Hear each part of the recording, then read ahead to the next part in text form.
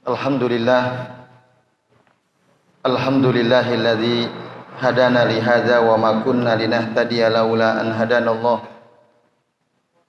Asyhadu an la ilaha illallah wahdahu la syarikalah wa asyhadu anna Muhammadan abduhu wa rasuluh. Allahumma shalli wa sallim wa barik ala Muhammad wa ala ali Muhammad kama shallaita wa barakta ala Ibrahim wa ala ali Ibrahim fil alamin innaka Hamidum Majid. Amma ba'du. Bapak-bapak dan ibu-ibu serta hadirin hadirat sekalian, a'azani Allah wa iyyakum ajmain. Alhamdulillah pada maghrib hari ini Allah masih mengizinkan kita semua untuk bisa hadir ke majelis ini untuk melanjutkan yang ngaji kitab Tauhid alladzi huwa haqqullah 'alal 'abid. Dan insyaallah pada malam ini kita memasuki bab baru, yaitu bab yang ke-46 ya. Jadi Bapak Ibu yang membawa kitab silahkan dibuka bab as-sadis ba'dal arba'in ya. Yaitu bab at-tasammi biqadil qudat. Jadi memberi nama seseorang dengan qadil qudat, hakimnya para hakim. Qadil qudat. Jadi hakim itu qadi. Al-qudat jamak min qadi. Qadil qudat maknahu jadi hakimnya para hakim. Wa nahwuhu atau yang semisal dengan itu. Nah, dalam bab ini penulis kitab At-Tauhid ya, beliau mengutip beberapa dalil ya. Yang pertama berdasarkan hadis sahih dari Abu Hurairah radhiyallahu anhu. Nah, tapi sebelum kami sampaikan ya, dalil yang pertama di sini ada penjelasan awal. Jadi yang dimaksud tasammi biqadil qudat itu kita memberikan nama kepada diri sendiri atau kepada seseorang dengan nama seperti qadil qudat atau yang semisal dengan itu. Tadi qadil qudat maknanya hakimnya para hakim. Atau malikul amlak, malikul amlak atau malikul amlak, pendek mimnya ya, malikul amlak, rajanya para raja, atau sultanus salatin, sultanus salatin, pemimpinnya para pemimpin misalnya. Nah, Bapak Ibu dan hadirin sekalian, memberi nama dengan nama-nama yang seperti ini ya, itu dilarang. Jadi kita tidak boleh memberi nama diri kita sendiri atau memberi nama anak kita atau orang lain dengan nama-nama yang sejenis dengan qadil qudat ya. Jadi hakimnya para hakim, kemudian rajanya para raja ya. Nah, apa ini? Baik. Itu ya. Jadi ini nama yang berlebihan. Oleh karenanya tidak boleh kita memberi nama diri sendiri atau orang lain dengan nama-nama seperti ini. Lalu apa relevansi pembahasan tentang nama ini dengan bab tauhid? Ma ilaqatuhu. Nah, Bapak-bapak dan ibu-ibu serta sekalian, Syekh Muhammad bin Shalih Al-Utsaimin dalam kitab Al-Qaul Al-Mufid mengatakan bahwa orang yang menamakan dirinya dengan nama-nama tadi, qadil qudat, malikul amlak, atau sultanus salatin, berarti dia telah menjadikan dirinya syarikan ma'allahi, telah menjadikan dirinya syarikan, sekutu ya, ma'allahi fima la yastahiquhu illallah. Jadi dia telah menjadikan dirinya sebagai sekutu bersama Allah gitu. Padahal dia tidak punya hak untuk itu. Karena rajanya para raja ya Allah itu. Hakimnya para hakim ya Allah itu. Maka dalam surah At-Tin ayat terakhir, alaihissallahu biahkamil hakimin. Jadi, hakimnya para hakim ya Allah. Yang paling sempurna, yang paling bijaksana yaitu Allah Subhanahu wa taala. Nah, kok kita berani menamai diri kita atau menamai anak kita atau siapapun itu ya dengan nama yang itu sebenarnya hanya milik Allah taala, haknya Allah Subhanahu wa taala. Nah, maka tidak boleh ya kita mengambil haknya Allah taala ya lalu kita dari sisi nama gitu ya, memberikan diri kita nama dengan nama itu. Nah, ini relevansi pembahasan tentang masalah nama ini dengan masalah tauhid. Artinya apa? Berarti rusak tuh tauhidnya. Karena dia sudah menjadikan dirinya sebagai sekutu, tandingan Allah Subhanahu wa taala. Kalau dia berani memberikan nama untuk dirinya Qadil Qudot.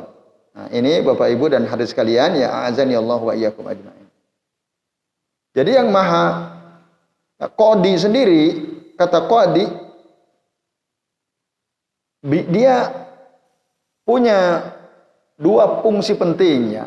Hakim itu punya dua fungsi penting. Yang pertama al-ilzam, yang kedua al-ifta. Ya. Al-ilzam itu memaksa. Ifta itu memberi fatwa. Maka kalau kita punya masalah berseteru gitu ya dengan seseorang lalu kita datang ke pengadilan, di situ ada hakim, ketika hakim memutuskan maka itu jadi sesuatu yang mengikat, memaksa. Maksudnya si fulan diketok bersalah. Karena buktinya ini.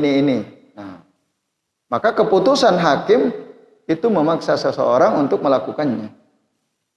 Nah, sekaligus dia juga bisa memberikan fatwa, beda dengan mufti. Kalau mufti hanya bisa memberikan fatwa tapi tidak bisa memaksa. Maka fatwa itu hanya bisa memberikan ya arahan tapi sifatnya tidak memaksa. Nah, ini Bapak Ibu, maka Qadil Qudot itu terlalu besar nama itu jika diberikan kepada kita ya, kepada manusia. Karena itu hanyalah semata-mata hak Allah Subhanahu wa taala. Nah, dan kalau kita berbicara tentang kodok ya, kodok itu kan ketentuan. Qadi itu seseorang yang menentukan. Maka kodok itu adalah ketentuan. Ada kodok, ada qadar ya. Kodok itu ketentuan Allah Ta'ala. Qadar itu adalah takdir Allah Subhanahu wa Ta'ala. Nah, kalau kita bicara kodok, para ulama mengatakan kodok itu ada dua macam. Ada kodok kauni, ada kodok syar'i. Ketentuan Allah itu ada yang bersifat kauni, ada yang bersifat syar'i. Apa bedanya? Ini sebenarnya sudah pernah ya kita bahas. Kalau Bapak Ibu masih ingat ya. Jadi al-qada al-kauni adalah la budda min wuqu'ihi wa yakunu fima ahabballahu wa fima karihahu.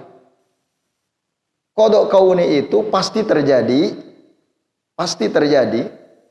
dan ini terjadi pada sesuatu yang Allah suka atau juga terjadi pada sesuatu yang Allah tidak suka.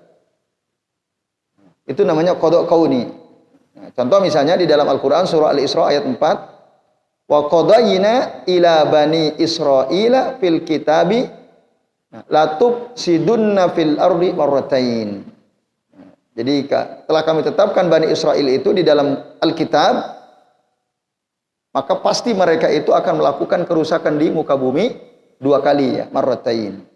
Nah, dan itu terjadi. Jadi, Bani Israel melakukan kerusakan dua kali sesuai dengan ketentuan Allah Ta'ala. Nah, sesuatu yang merusak Allah suka atau tidak? Tidak suka.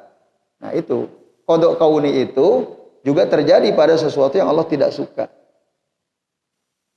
Itu ya takrif dari qada kauni ya, pengertian dari qada kauni. Sementara kalau qada syar'i ya, dia selalu terjadi ketentuan ini, ketentuan Allah Ta'ala pada sesuatu yang Allah suka. Tapi la yalzimu minhu wuqu'ul maqdi. Tapi ketentuan syar'i itu selalu Allah suka, cuman tidak selalu terjadi. Belum tentu terjadi. Misalnya, wa qada rabbuka alla ta'budu illa iya wa bil walidaini ihsana. Surah Al-Isra ayat 23 kan. Allah telah menetapkan alla ta'budu illa iya, janganlah kalian menyembah kecuali hanya kepada Allah. Wa bil walidaini ihsana, dan kepada kedua orang tua untuk berbuat baik. Itu kodoknya Allah Ta'ala. Tapi Bapak Ibu, apakah semua orang hanya menyembah Allah? Atau ada orang-orang yang tidak menyembah Allah? Ada yang menyembah Allah, ada juga yang tidak menyembah Allah. Atau ada yang menyembah Allah dalam waktu yang sama, dia juga menyembah yang lain. Kan gitu? Ya atau tidak? Nah, itu kodok syar'i. Ya. Kodok syar'i itu ketentuan Allah yang kadang terjadi, kadang tidak. Gitu. Kadang terjadi, kadang tidak. Tapi dia kodok syar'i ini selalu pada hal-hal yang disukai oleh Allah Subhanahu wa taala. Bima ahabballahu, ya. Padahal yang Allah suka gitu ya.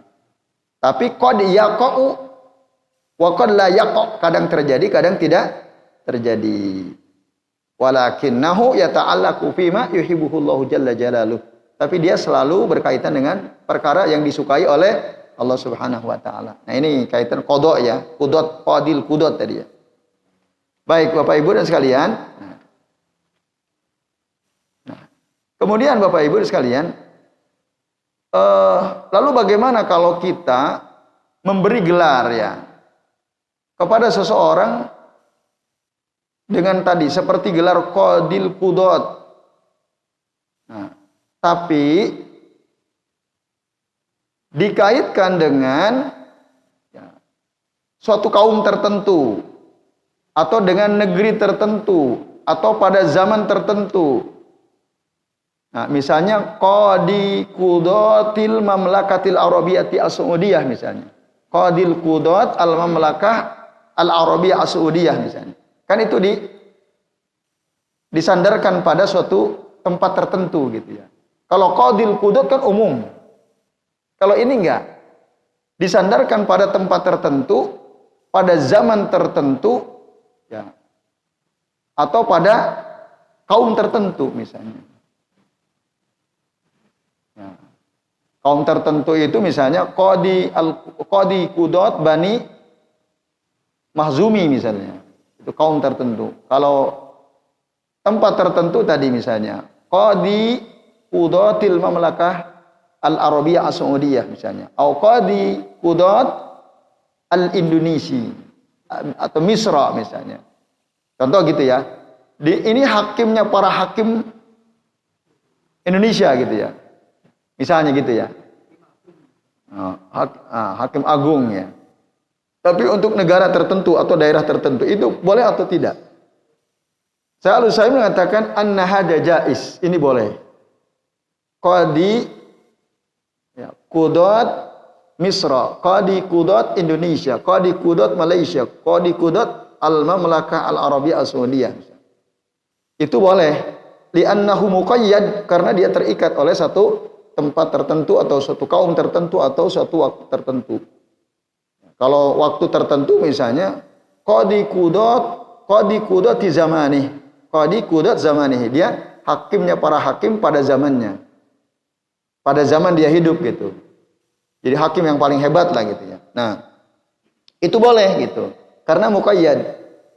Sementara kekuasaan Allah, keputusan Allah, ketetapan Allah bersifat mutlak, tidak terikat.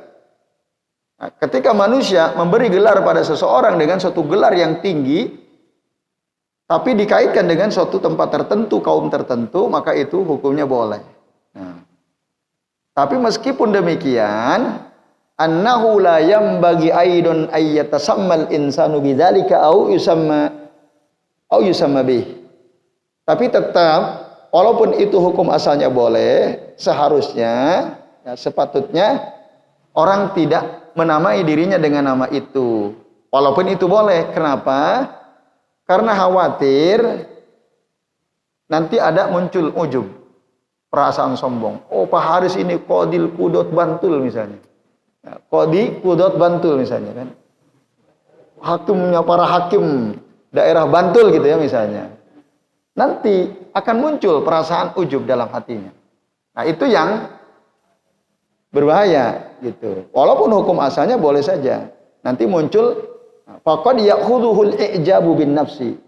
Nah, bisa jadi nanti muncul tadi perasaan ujub terhadap dirinya sendiri. Wal gurur, dia tertipu akhirnya.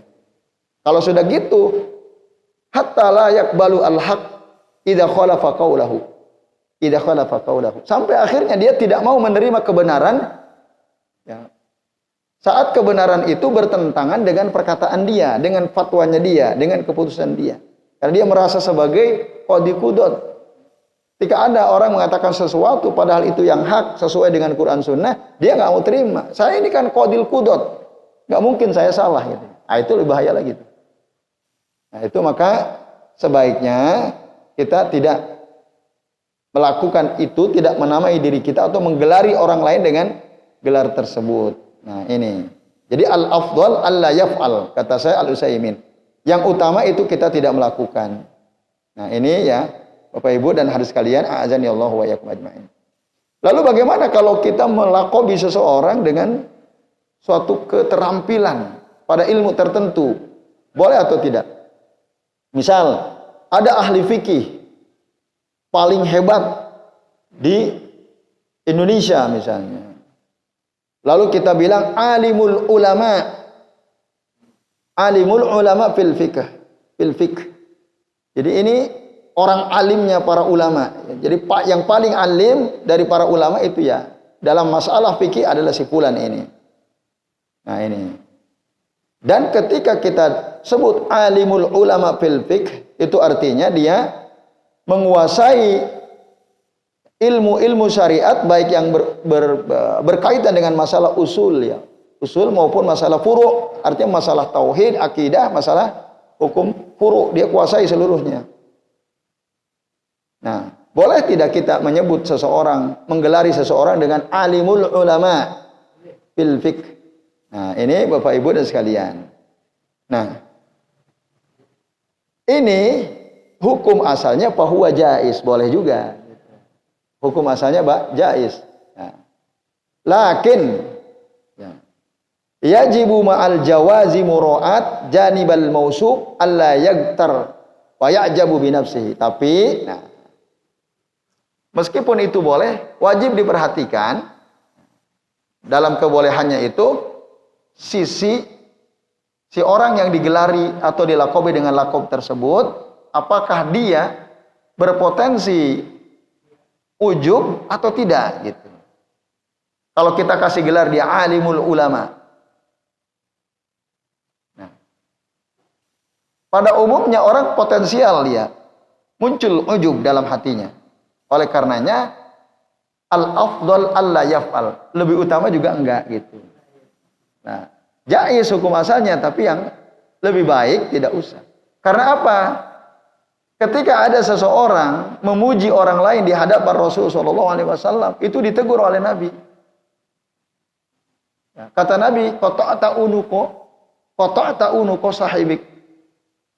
Kamu itu ketika memuji temanmu, sesungguhnya kamu sedang menyembelih, memotong leher temanmu itu. Karena orang pada umumnya kalau dipuji secara berlebihan, muncul ujub. Betul atau tidak Bapak Ibu? Itu Pak. Maka jangan suka muji-muji. Makanya kalau dulu zaman Rasul ada orang suka muji-muji, ya, disuruh lempar aja wajahnya pakai debu tuh. Nah, kalau kita bisa lempar. Dulu itu terjadi di zaman sahabat. Jadi dilempar wajahnya karena dia memuji-muji sahabat Utsman bin Affan radhiyallahu anhu. Dilempar yang lain. Karena apa ya? Nabi menyuruh kita.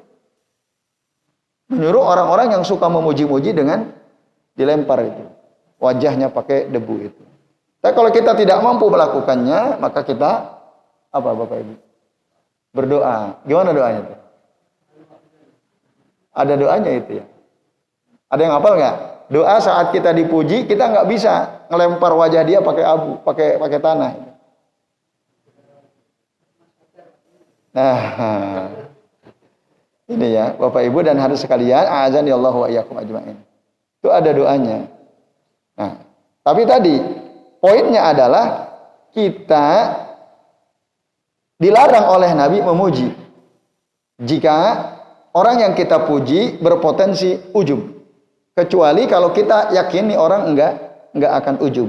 Nah, itu mungkin karena Nabi juga pernah memuji Umar ibn Khattab radhiyallahu anhu. Itu. Tapi jangan, para ulama memberikan batasan, jangan memutlakkan gitu ya. Jangan memutlakkan. Saya kira, nah, ahsibu annahu kada wa kada. Nah, saya kira si fulan ini begini dan begini. Nah, ini ya Bapak-bapak dan Ibu-ibu serta hadirin sekalian, a'adzani Allah wa iyyakum ajmain. Jadi itu. Nah, yang terakhir, lalu bagaimana dengan sebutan Syekhul Islam? Kan ada Syekhul Islam Ibnu Taimiyah rahimahullah. Ma mana Syekhul Islam?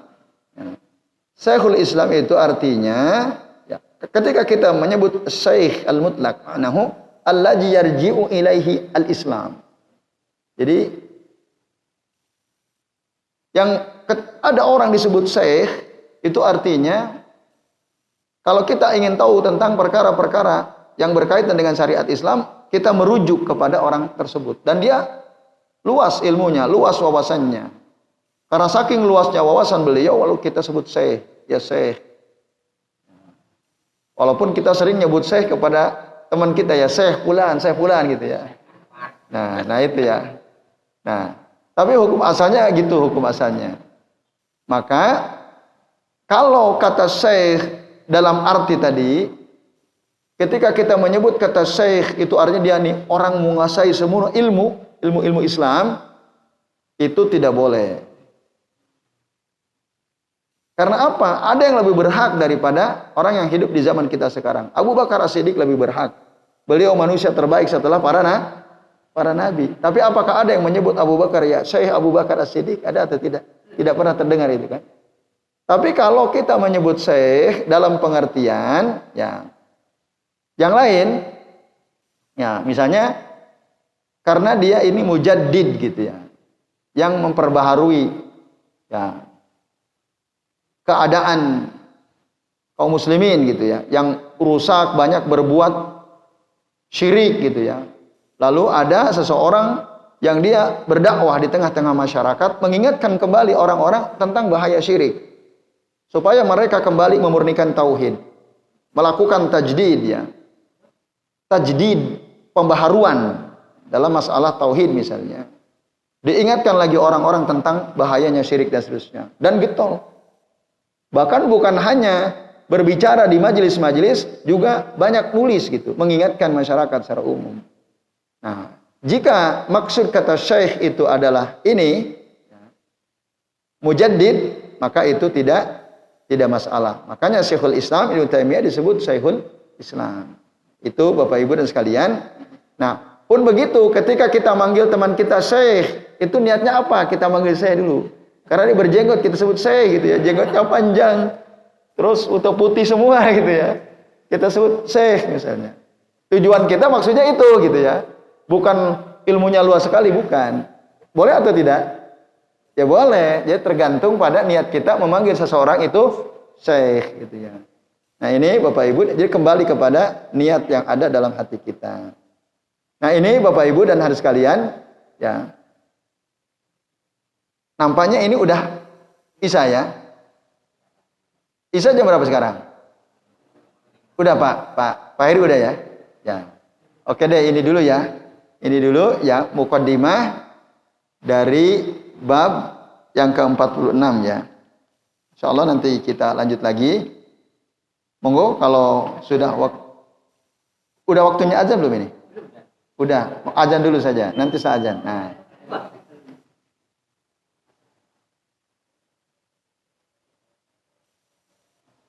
Baik Bapak Ibu dan hadirin sekalian, alhamdulillah kita sudah memasuki waktu Isya. Mudah-mudahan waktu yang kita manfaatkan ini ya bermanfaat dan berkah. Ya baik, Pak Nasir, tafadhol antum mau menyampaikan pertanyaan? Ya.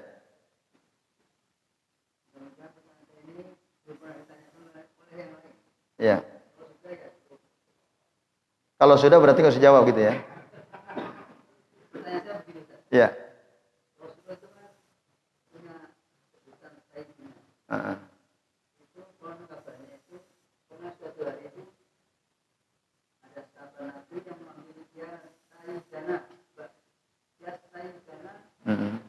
Ibnu ya Sayyidina Ibnu Sayyidina ya.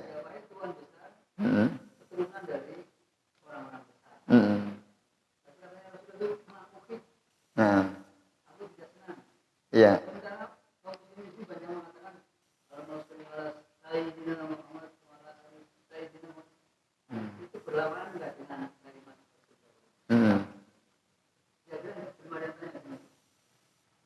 Ya, baik. Udah itu?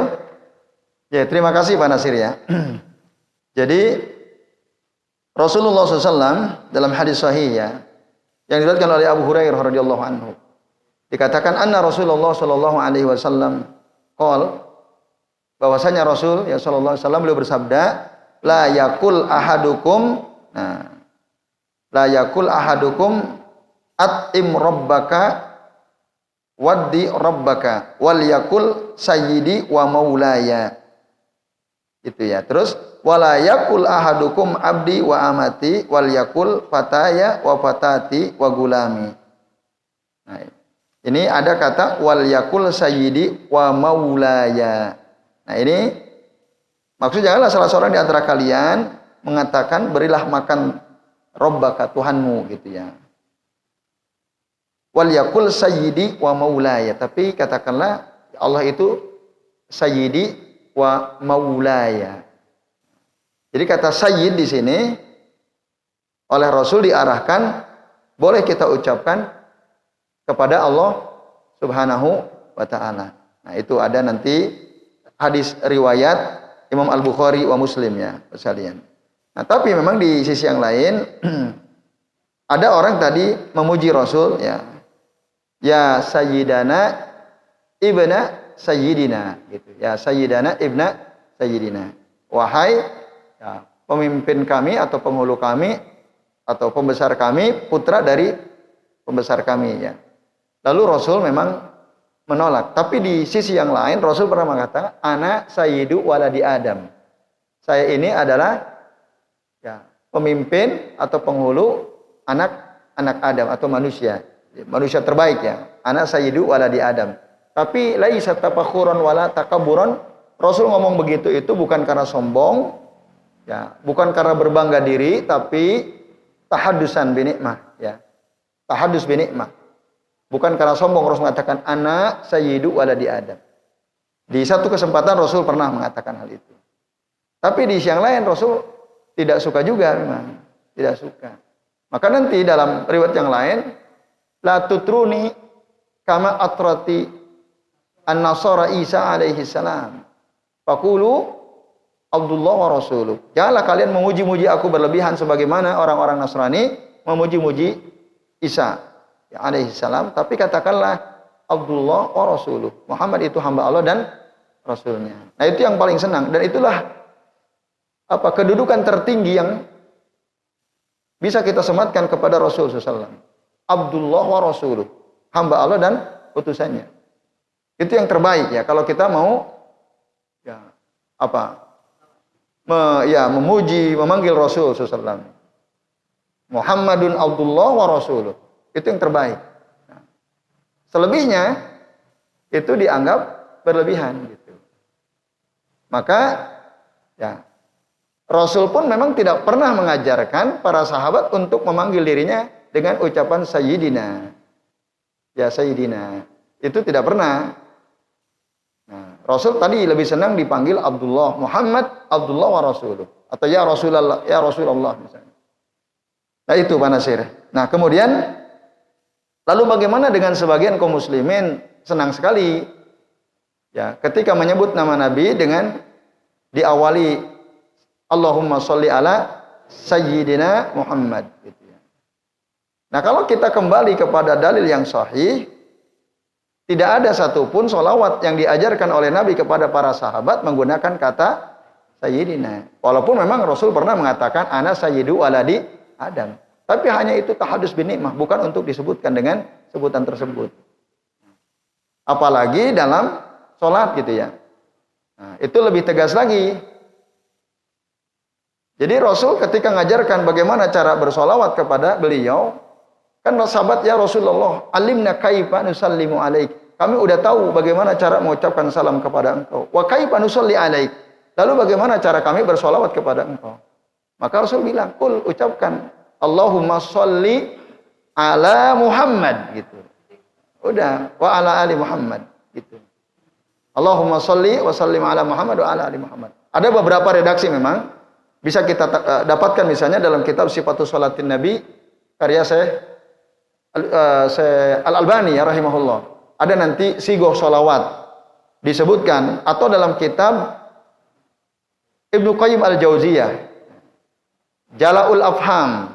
Ya, Jala'ul Afham itu ada kitab cukup tebal yang isinya memang menjelaskan tentang solawat-solawat, keutamaannya apa, banyak tuh dijelaskan. Lalu sigoh solawat yang sesuai sunnah seperti apa, diterangkan dalam kitab itu. Dan memang nggak ada satupun solawat yang sesuai sunnah menggunakan kata Sayyidina, nggak ada. Lalu kok kenapa banyak orang ketika mengucapkan sholat pakai Sayyidina? Karena tadi ngambil hadis yang ana sayyidu waladi Adam, itu ditarik, digabungkan menjadi sholawat. Karena apa? Logikanya kita ketika nyebut pemimpin saja, presiden misalnya, gubernur, wali kota, pak lurah bahkan, kita kan gimana cara manggilnya? Kepada yang kami muliakan, kami hormati, pak lurah gitu ya, pak camat, pak gubernur, pak presiden. Itu menurut logika gitu. Nah masa kok kita kepada Nabi kurang ajar, kan gitu ya. Itu yang sering dijadikan dalil. Tapi ini nggak masuk sebenarnya dalil itu. Itu akli, itu akal. Sementara baca sholawat itu ibadah apa bukan? Jelas ayatnya, innallaha wa malaikatahu yusholluna 'alan nabi ya ayyuhalladzina amanu shollu 'alaihi wa sallimu taslima. Disuruh setiap perbuatan yang diperintah oleh Allah Ta'ala itu ibadah. Dan memang ibadah itu harus ada perintahnya. Harus ada perintahnya. Maka al-aslu fil ibadati haram. Illa ma dalla dalilu ala amrihi. Hukum asal ibadah itu haram. Kecuali ada dalil yang menyuruhnya. Baca sholawat ibadah apa bukan? Karena disuruh, jelas ibadah. Berarti, nah, jelas tidak ada khilaf di antara para ulama bahwa membaca sholawat itu ibadah, bagian daripada ibadah. Nah ibadah itu syaratnya supaya diterima oleh Allah Ta'ala ada berapa? Dua. Satu apa? Ikhlas lillahi ta'ala. Yang kedua apa? Sesuai tuntunan ittiba kepada Rasul SAW. Itu dalilnya dia, kenapa harus ikhlas dalam surah Al-Bayyinah? Wa ma umiru illa liya'budullaha mukhlishina lahuddin hunafa wa yuqimus shalah wa yutuz zakah wa dzalika dinul qayyim. Itu dalil kita disuruh untuk ikhlas dalam beribadah. Maka ibadah harus ikhlas. Yang kedua, dalil bahwa syarat diterimanya ibadah itu adalah apa? Ittiba, ya. Ngikutin Rasul, ngikutin tuntunan. Mana dalilnya? Nabi mengatakan, "Man 'amila amalan falaisa 'alaihi amruna fahuwa raddun." Itu. Barang siapa mengamalkan suatu amalan yang tidak ada perintahnya dari kami, maka dia tertolak. Nah, maka memang yang terbaik kalau kita mau bersolawat, ikutilah solawat yang dituntunkan oleh Nabi. Udah, nggak usah macam-macam. Kata Abdullah bin Mas'ud apa? Abdullah bin Mas'ud radhiyallahu anhu mengatakan, al-iktisadu bis sunnati khairun minal ijtihadi fil bid'ah. Yang paling gampang itu ikuti sunnah saja. Gak usah mereka macam-macam cari jali ini membenarkan, lalu kita buat-buat sesuatu yang padahal itu tidak diajarkan oleh Rasul sallallahu alaihi wasallam. Gampangnya gitu udah. Nah, gitu yang kami ketahui Pak Nasir ya. Jadi memang ya walaupun jelas ada memang orang-orang yang ya kurang ngajar, nyebut Nabi Muhammad tanpa Sayyidi kurang ngajar. Ya kata sebagian orang gitu ya. Kan sebagian orang seperti itu. Nah, tapi sebenarnya justru kita ikutin Rasul. Kan jelas ayatnya. Qul in kuntum tuhibbunallaha. Katakan jika kalian cinta kepada Allah. Apa kata Allah? Fattabi'uni, ikuti aku. Ikuti siapa aku? Ikuti Rasul. Yuhibbukumullahu wa yaghfir lakum dzunubakum. Maka Allah akan mencintai kalian dan Allah akan mengampuni dosa-dosa kalian. Jadi ittiba itu enak banget udah. Paling enak itu ittiba udah. Jadi nggak usah sulit-sulit gitu ya, nyari-nyari pembenaran. Pokoknya apa yang diajarkan Rasul udah lakukanlah itu. Selesai. Itu yang paling aman ya. Yaitu Allahu a'lam bishawab Nasir. Baik Bapak Ibu, mohon maaf ya ini karena waktunya sangat terbatas. Jadi kita cukupkan dulu. Insya Allah nanti kita bahas lagi pada pertemuan yang akan datang. Karena waktu yang sudah ya, menunjukkan waktu iqamah, maka mari kita akhiri dulu kajian kita pada malam ini dengan membaca doa kafaratul majlis. Subhanakallahumma wa bihamdika asyhadu an la ilaha illa anta astaghfiruka wa atubu ilaik. Wa sallallahu ala Muhammadin wa ala alihi wa sahbihi wa baraka wa sallama alaihim ajmain. Billahi taufiq wal hidayah. Wassalamualaikum warahmatullahi wabarakatuh.